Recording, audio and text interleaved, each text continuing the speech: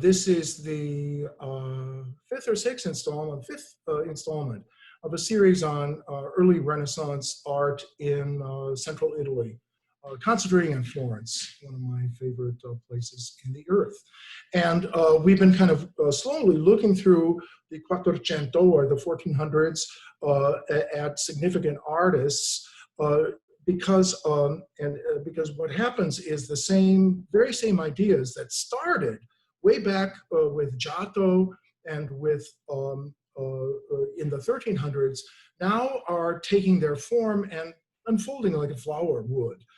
So we had looked at the earlier part of the Renaissance. Now we want to move to the later part of the 1400s as the early Renaissance kind of comes to a climax. And we're talking especially today about art theory or aesthetics. And it was during the Renaissance that Neoplatonic aesthetics was used as a key to understanding art and the meaning of art and the origins of the artistic impulse. And Lorenzo the Magnificent he was a prince, but behind the scenes. He ruled, he was a very wealthy banker and a philanthropist who commissioned a lot of the great art of Florence. And so he held a lot of power.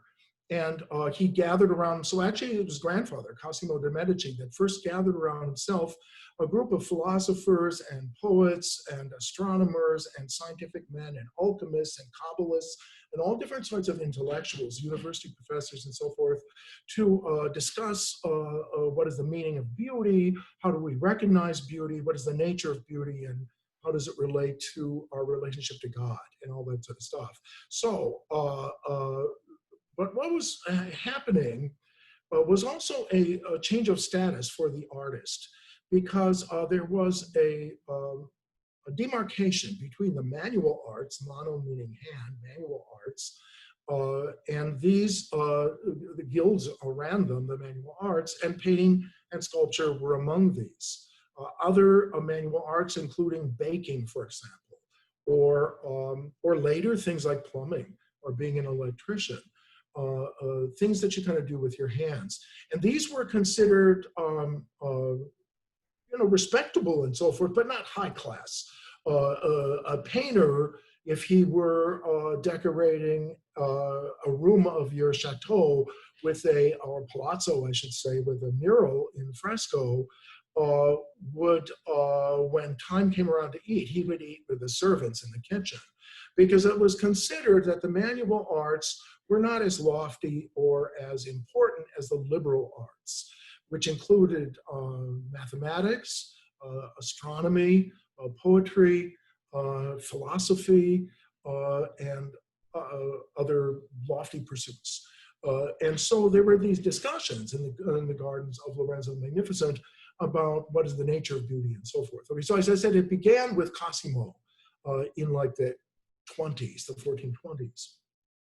And it was called, it's a little convincing, it called themselves the Florence Academy. And what they were based themselves as, Plato had a circle of disciples or students, and there was an informal thing, they call it the Academy, where they bantered back and forth ideas in this kind of Socratic method of question and answer. But the thing that separated the liberal arts from the manual arts was there a mathematically based system that theoretically informed the discourse. And so, of course, something like physics would fall into that, or chemistry, but also history and also music. You might think, well, music, in what sense is that mathematical? Actually, if you take a music theory course, it's very mathematical, and you find there are all these chords and different things like that, and it has a mathematical basis. But art, like being a shoemaker or being a baker, did not have a theoretical foundation that was based in mathematics until the theory of linear perspective was first formulated by Brunelleschi at the beginning of the 1400s. And here we have a mathematically sound system of representing space on a two-dimensional surface. But all the lines converge in this vanishing point that's at the viewer's eye level. And it changes as you change your position, as you change your perspective, the horizon line moves. And if you want to test this out, sometime go to the beach where you can see the horizon and do a deep knee bend, and you'll notice the whole horizon goes down with you. So as a mathematical system, perspective is respectable, but it's not really philosophical unless you lay over philosophical speculation. For example, perspective, because infinity is located out there at the vanishing point on the horizon line. Infinity is out there. It's not in here as in the Middle Ages, but it's out there in a measurable space, but at the viewer's eye level. So the viewer becomes the center of the universe. And this is the humanistic approach to things. So in the 80s, especially, when Lorenzo was in charge, these artists began to be attracted to this circle as well, especially Alessandro Botticelli, who was sort of the golden boy of this group that surrounded Lorenzo. And they got it from Plato. Now, in the Middle Ages, there was scholasticism, in which Thomas Aquinas tried to harmonize Aristotle's philosophy with Christian theology. But now people were looking more toward Plato rather than Aristotle to do and what they tried to do is the same sort of synthesis that Aquinas had achieved with Aristotle in Plato. And Plato, his aesthetics were based on the idea of that there was a world of perfect forms from which we were derived, a sort of great plan or blueprint for the universe. Oops, I hear someone. Now, they look to the ancient Greeks and Romans. This is a Roman copy of a lost Greek original by Polyclitus from the 5th century BC, the classic, period. And it actually called the Canon. It's the spear bearer. He had a spear in that hand that went over his shoulder. But it was called the Canon because it was not only a statue of what Polyclitus had thought were the perfect proportions, human proportions for the male figure, but also there was a book that accompanied it called the Canon, which is lost. But we have references to the book from ancient writers, and apparently this second joint of the index finger, that was taken as the unit of measure. And so all the measurements were taken from that standard. And that's why this is sometimes called the canon or the standard, because he wanted to illustrate what he thought were the perfect proportions. And they do still look like our ideal of masculine beauty. The original was in bronze, but that's been long lost. Oh, that's what this is, okay. Oh, someone's got their voice on. Oh. What was his name? I'm losing it. Okay. One of the ideas that the Platonic, that Plato was coming up with and the Greeks had thought of was what's called the golden section, And that's, I don't remember exactly the formula for it, but it's a thing that there's a square and then another rectangle to the right of the square. And this is copied over in this next section, which is also a square next to a rectangle, and it continues on infinitum. And here they've done this kind of swirl. And this was considered by the Greeks to be the most pleasing rectilinear form there was. And a lot of their art was based on the golden section as a sort of measuring rule. It's really too bad we don't have Polyclitus' book. We can kind of figure out what it must have said, though. So, for example, the Parthenon in Athens, if it fits right within this rectilinear form, and actually, if the pediment were not destroyed, it would come right here out of it. So, if we take Polyclitus' spear bearer again, and look at the proportions, he felt, and it was all based on this knuckle of the finger, that the ideal proportions was 7.5 heads. That if a head would be used as a measurement, that would 7.5 heads in the ideal human proportions. And here we see also that contrapposto stance with the engaged legs and the relaxed leg and this slight twist. But this also, the proportions you can see are mathematically derived from the golden section. Leonardo da Vinci's Vitruvian Man, very famous drawing from his notebooks, was his attempt to actualize another ancient author, Vitruvius, who wrote a series of 4 volumes on architecture in ancient Roman times, and which was available and extant. And he talks about the human, all architecture taking the form of the human body, taking all its cues and all of its proportions from human, because it's humanism, right? And so he felt that the most perfect form was that the figure could be contained within both a circle and a square, these 2 perfect geometric forms, which are not really found in nature. And Leonardo, several people tried to come up with different solutions to this Vitruvian proportional system, which he describes, or which were not illustrated in the copies of the books that we have. And Leonardo really does the most satisfactory realization, I think, of this ideal. And some people have speculated that this actually may be a self-portrait of Leonardo, because it looks like some known it looks like some earlier portraits, like by Verrocchio, that are said to be based on Leonardo himself. But I want to point out that this also, he's not just looking at Vitruvius, but he's also looking at the golden section and that whole system of proportion that was derived from Polyclitus. It's interesting too how it also corresponds to Jewish mysticism. Here, this Jewish star, where the uplifting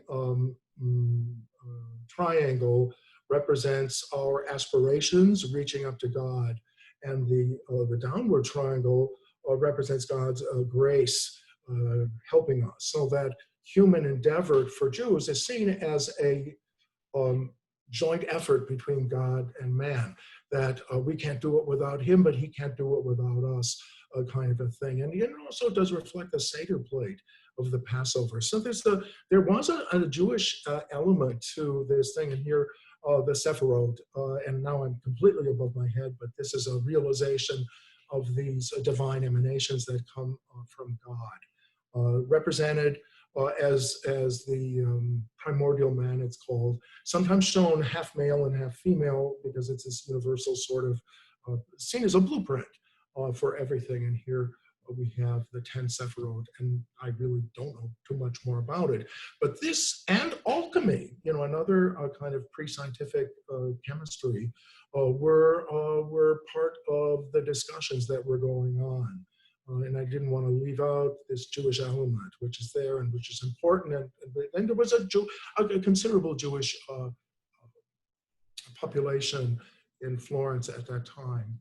The artist who, more than anyone else, fulfills the ideas and the ideals of the Neoplatonic Academy, I think, were Alessandro Botticelli. Sometimes it's called Sandro, Sandy, I guess because of his blonde hair. And Botticelli means barrel, because I guess Vasari said when he was young, he was kind of pudgy, and then he was the little barrel. They all have nicknames, but in a way, this is really almost a manifesto for the whole project of Platonic aesthetics. So let me try to describe it as much as I understand it. I'm not a philosopher. But Plato believed that there existed a world of perfect forms that were beyond time and space. They existed sort of in a universe of ideas.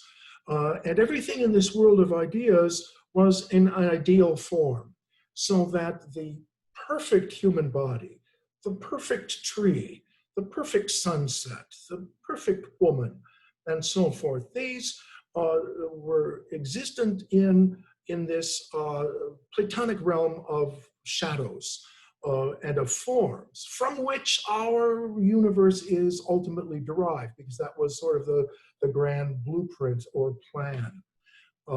And just as, you know, Christians believe in life after death, well, Plato believed in life after death, but he also believed in life before death. And then he thought both our origin and our ultimate destiny were this non-material world of perfect forms, where everything was harmonious and unified and perfect in every conceivable way.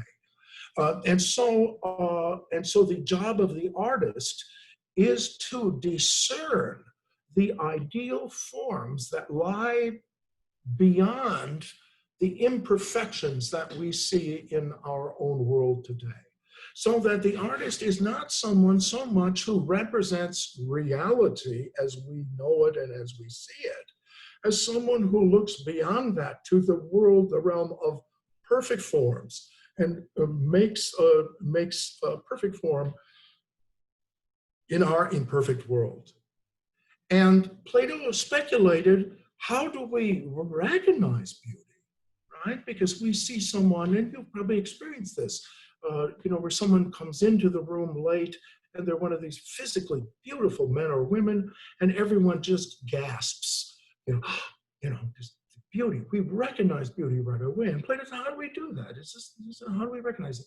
And he felt that when we recognize beauty, we see that it is similar to that world of perfect forms from whence we came. But when we are conceived in our mother's womb, Plato tells us that we drink from the cup of amnesia, so that we forget our origins and our destiny and are sort of immersed in our world. However, we can still recognize beauty because we have in the back of our mind an idea of that perfect world that Plato speaks about. So that the artist gives form to these, not just reproducing reality, but revealing the inner beauty of all things and the harmony of all things. And that's why Renaissance art is so dominated by idealism and beauty and harmony and unity and these sorts of values that drive it. And of course, Plato believed that our soul, our anima, inhabited the body and peeked out through the eyes. So the eyes, Plato said, are the windows to the soul. So when you look in someone's eyes, you're looking into their spirit, into their soul. And that animus, it animates the body, almost like the ghost in a machine. And so that's the job of the artist, is to recognize that, oh, so Plato says, okay, when we gasp and they see that beautiful woman or beautiful man walk into the room and everybody recognizes it, Plato said it's kind of like the phenomenon of dreams that you may recognize from your own experience. That is that, sometimes you're doing something during the day, you don't remember your dreams, but you do something and go, oh, I had a dream about that. Have you ever had that experience? That kind of memory. That's what he's talking about. Ah, we recognize the perfect tree or the perfect form or the perfect man or the perfect whatever it is, right? As they exist in the mind of God. Now, what they were trying to do here is to harmonize this pagan pre-Christian philosophy of the Greeks with Christianity. And they did see some compelling similarities. The idea, the world of perfect forms is very much like the Christian idea of a heavenly afterlife that awaits for those that God loves and has mercy on and did good deeds during their life and so forth. So this idea of heaven as an immaterial thing from whence our soul came and which is its ultimate destiny. So the job of the artist is not a manual laborer, is not an artisan on the level of a shoemaker, because he's not just plying a craft. He is discerning the perfect world that exists in the mind of God and reveals it to us, okay? So a painting like this by Sandro Botticelli, The Birth of Venus, very famous. Venus was a daughter of Zeus who was born on the sea, and she was wafted to the seashore by zephyrs. So here these winged creatures that we could easily mistake for angels, right? Here's another parallel with Christianity, right? They're blowing her and flowers, so forth come. Venus is the goddess of beauty. And as she's wafted ashore, the beautiful blonde Italian, Flora, here, which we can see by her floral garment, brings a cloak, a kind of beautiful pink cloak with all these flowers on it, and she's going to clothe Venus with this. And look at how lightly she steps. Look at what incredible grazie is in here. Her feet barely touch the ground, right? So I think Botticelli brings that kind of refined grazie that we first saw in Donatello, and we saw last week in Lippi, who was his maestro or his teacher. We see it brought to, utter perfection, really, in a painting like this, which is quite large. It's maybe 7 by 5 feet, something like that. So it's very imposing. It's still, however, tempera. So here's how it is a manifesto. Venus, the goddess of beauty, is reborn to us today. And Flora clothes her, Florence, right? Clothes her with the mantle of art, right? So, this wonderful painting of the birth of Venus is also the rebirth of the Renaissance. Now, it's not that he wanted us to go back and start believing in Zeus and Jupiter and Mercury and all the Venus and so forth, but it was taken as a metaphor for the recognition of beauty. So what the artist's task is, not as a decorator, not as a craftsman, but he discerns the perfect forms as they exist in the mind of God and forms things that give it a form in the real world. And it's thought to have not only a beautiful effect, but have a moral effect. Because the more that we see sculptures of ideal beauty, the more we deport ourselves within architecture that it fulfills the proportions that are harmonious with the human body, the order and clarity and unity and balance of the architecture will begin to be incarnate, so to speak, in the social activities that take place within that harmonious architecture, that the social relations will become more harmonious, that balance, orderliness, harmony, unity, these values will surround us. Then it is therefore a key, an almost prophetic sort of role of the artist, because he shows us the ideas that exist in the mind of God and provides us with a standard by which we can begin to understand and grasp the idea of beauty. So I think this was a very brilliant art theory, and it beautifully brings together the pagan philosophy of Plato with the Christian values of the Roman Catholic Church. And that's exactly what, because that balance and harmony and orderliness and unity also has to do with balancing a pagan philosophy with Christian theology. Noble project, very uplifting project. And what they wanted to achieve was the kingdom of God on earth. When Jesus talks about the kingdom of heaven is like this and the kingdom of God is like that, what they thought is the artist helps that ideal world come into being. And so it begins to transform our world into the kingdom of God. It begins to transform us from ordinary schlubs to the kind of ideal Christ-like man and women that God intended us to be. So you see, it is kind of an art theory that's one foot in philosophy and one foot in Catholic theology. Now, I'm not saying that you should accept these ideas of beauty, because I think actually they've had a very pernicious effect in some ways. That everything has to, this is a very Italian idea of beauty. And so I think, a lot of like eating disorders and that are based on these faulty ideas that we have about human beauty, that there's this one ideal or one kind of standard. So I want to, I always feel like, because I get so excited about Renaissance art, that I need to debrief my students after talking about it, because they did not bring on the kingdom of God on earth or anything. They did a lot of beautiful things, but they were very ambitious because they wanted to change the world and bring it more in accordance with the divine plan, I guess is how you say it. I give it to you again more in the spirit of just understanding what they were trying to achieve, not necessarily endorsing it as a value that we would still it's hard to be idealistic the way the Renaissance was after we've seen the Second World War and the Holocaust and the bombing of Hiroshima and everything else. It's hard for us to have or even imagine in some ways the incredible optimism of this period. And it shows in the art, and it shows in the work, and also in the music. I love Renaissance music, balance, harmony, order, complexity, everything like that. And then there are geometric forms here too.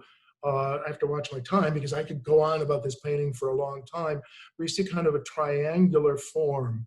You see that goes down like this and unites the whole thing, stabilizing the composition in that way.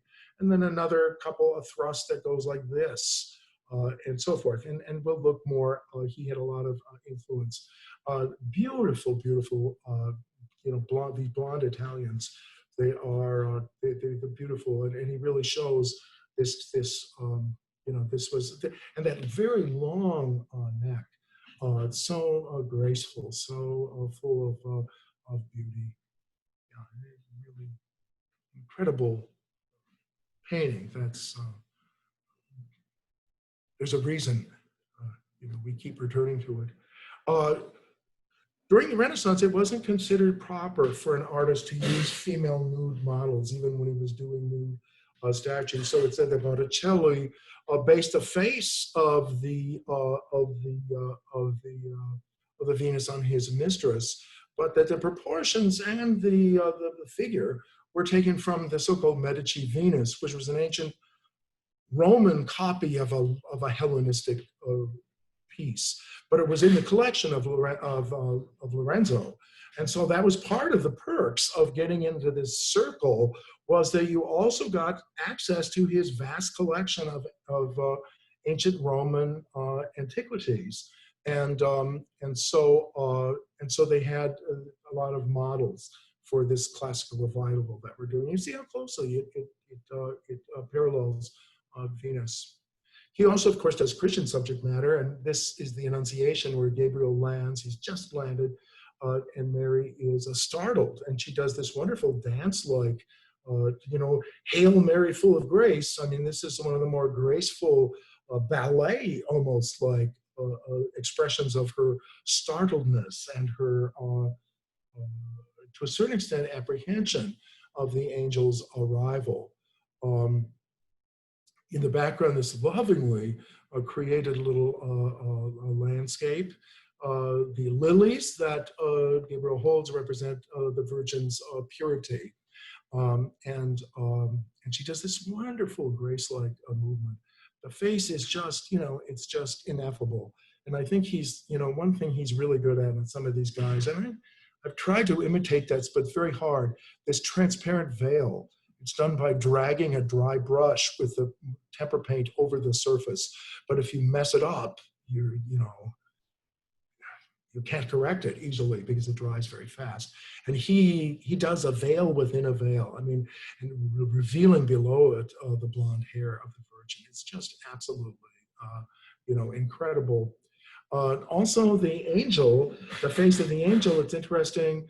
He's like this nervous boy who wants to make sure that he does the right thing. He kind of reminds me of a well-meaning, very earnest altar boy of the age of 15 or something like that. And it's interesting that the great Archangel Gabriel is nervous, but after all, in Catholic belief, he's an archangel, but she's the mother of God, right? Not just the mother of Jesus, but the mother of God for Catholics. So he's nervous to be around such an important personage as Mary. I came across these interesting paintings that were in some of the galleries here in Chelsea, in New York City. Recently, this guy did all these Renaissance paintings, including Leonardo da Vinci's Last Supper, without anybody there, almost as if it was after some sort of nuclear holocaust or disaster. But here, I just want to point out that you can clearly see this measurable space, so that these characters deport themselves in a fully three-dimensional space. And you could make a sculpture of this from what we see here, being able to exactly, measure the distance between the hem of her cloak and the hem of the angel's garment, for example. It's an incredibly beautiful painting. Another artist associated with the circle, not the big star, but another artist associated with the circle of Lorenzo the Magnificent was Michelangelo Buonarroti, who was an apprentice to Ghirlandaio. Ghirlandaio was, and it's interesting because he's a sculptor and he's apprenticed to a painter. And he was 15 or so, helping with this series of murals on the life of the Virgin that are in the Church of Santa Maria Novella in Florence, not with easy walking distance of the Palazzo Medici. So Lorenzo, who had partly footed the bill for this series, came over to see how they were doing and started up a conversation with this brilliant 15-year-old, and they talked all day. And Ghirlandaio didn't want to interrupt them because he thought, this guy's footing the bill, so we'll let him speak to my brilliant apprentice. I think everybody realized what was going on with Michelangelo, that he was really a cut above everyone else. It's interesting that we have a contract. He was, even as apprentice, he was paid. And that's unusual. Usually apprentices are not paid. So people recognized his talent from the very beginning. And Lorenzo spent this whole day with Michelangelo, and he got off work all day, basically. And then Lorenzo went home and he thought about it. And he came back the next day, calls Michelangelo aside and says, leave Ghirlandaio, move into the Palazzo Medici with me. I want you to be kind of my golden boy. Because here we see this idea of the Renaissance genius touched by the hand of God. And so Michelangelo became his kind of resident 15-year-old genius, hanging around and hearing all of these lofty discussions in that wonderful little garden of Lorenzo the Magnifico, that little courtyard right outside, courtyard within the palazzo. These are orange trees, by the way. They don't have oranges on them now, but they do in season, and that's the symbol of the Medici were oranges. This is an early Michelangelo, the Madonna of the Stairs, where did he get this? We don't have any mention at all of Michelangelo ever studying sculpture. In fact, he didn't even finish his apprenticeship with Ghirlandaio. And that's why he did run into problems with the guild later on in his life, because he never was really certified as a maestro that could have apprentices and legally work, legally have a workshop. However, if you are being protected by the Medici family, the guilds are not going to mess with you. So here is one of Botticelli's, returning to Botticelli. We'll return to Michelangelo later. But for a few years here, he's just on the sidelines. Here we see Botticelli's The Adoration of the Magi, where the three wise men come to worship the infant Jesus. However, he kind of shifts the story in a very Neoplatonic way, in a very Renaissance kind of way, because the stable is not a stable that was built next to an inn, the way it goes in the story recorded in the Gospel of St. Luke, but rather it's sort of a gerrymandered temporary shelter that seems to have been built on ruins, on ancient stone ruins. If we look in the background, we can see Roman ruins, like Botticelli would have seen when he traveled to Rome and in the Roman Forum, for example. But here it's interesting. Let's see if I have some close-ups of it. Here is the the architecture here.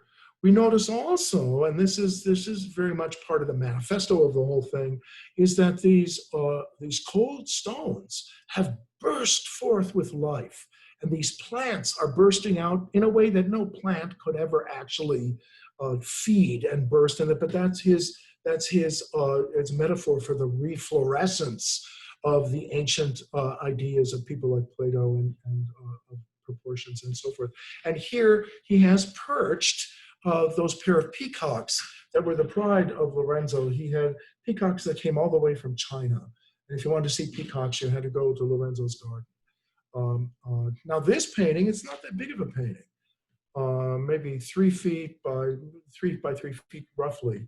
It was commissioned by Lorenzo's brother, Giuliano de' Medici, for a wedding gift for his son.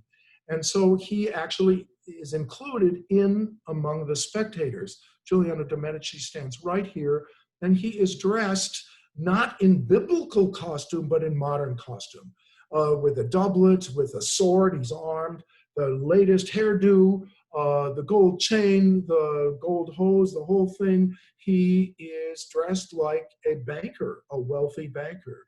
I guess this would be an expensive Brooks Brothers suit if it were in our own time. So this mixture of modern costume with ancient costume also speaks to the revival in our own times, that is in the 1400s, of these ancient values. Yeah.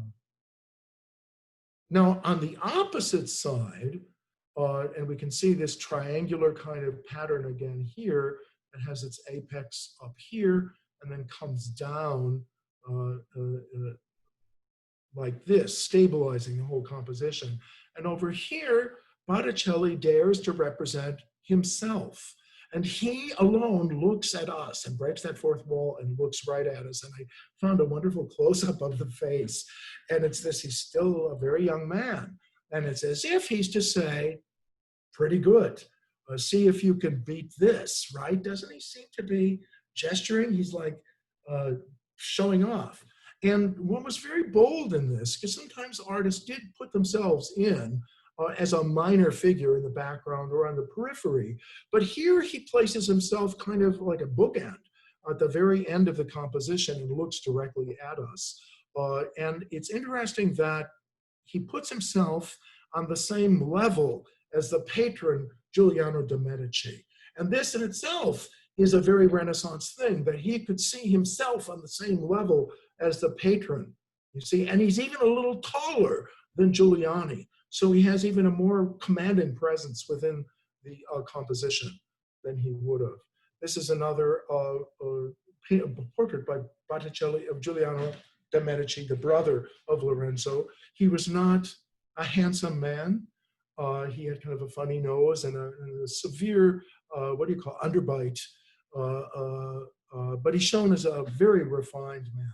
Now, it's interesting that Giuliano de' Medici met an unfortunate end. He was murdered in the Duomo. He was murdered in the Florence Cathedral by an uprising that was organized on Easter Sunday. And he was stabbed several times and died. Lorenzo was whisked away and locked in Brunelleschi's sacristy until the commotion had passed. And he does also this wonderful portrait, posthumous portrait of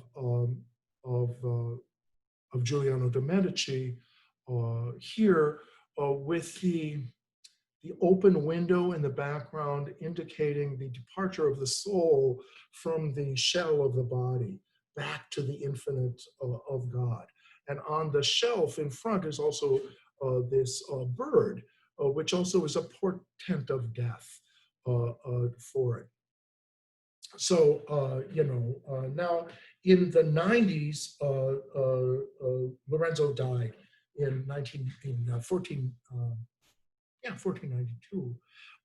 By the way, part of this charm circle sometimes included Leonardo da Vinci, who was from Vinci, which is just very close to Florence. He was educated in Florence, but he was living as the court painter to Lodovico the Moor in Milan to the north. But when he came down, he was sometimes seen you know, at these gatherings in Lorenzo's garden as well. I wanted to just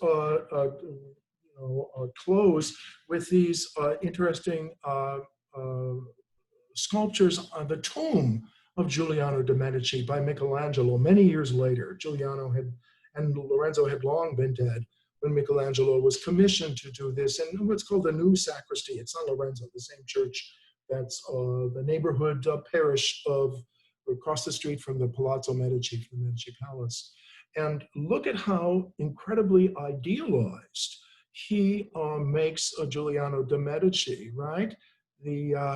That underbite, that skinny, bow-legged sort of thing is pushed aside for this this incredible bodybuilder sort of depiction of Giuliano as a man of action. And the sarcophagus is down here. And these are very strange sculptures, by the way, too. And he never finished his tomb. He also did the architectural surroundings. And this, I think, is dawn and dusk. But I want to point out, too, here, just in passing, how although Michelangelo really understands and is empathetic to the male form, he has very strange female figures. And we'll talk about this more when we get to Michelangelo. But yeah, very strange, very masculine sort of sense of the feminine. Here, by the way, is a strange mask which represents Michelangelo himself. He sort of puts himself behind the mask. He's sticking his tongue out of the thing like that. Is a kind of a strange, goofy signature for the whole thing. Right across from him is the tomb of Lorenzo. And Lorenzo is very idealized as well. Lorenzo was not any handsomer really than his brother Giuliani, but here he's shown as a contemplative, whereas Giuliani is the man of action. He's about to get up and to engage with the world. Lorenzo is shown as a more contemplative person who, even though he has this magnificent physique, doesn't really put it out there, but instead is introspective and thinking and involved with the world of ideas.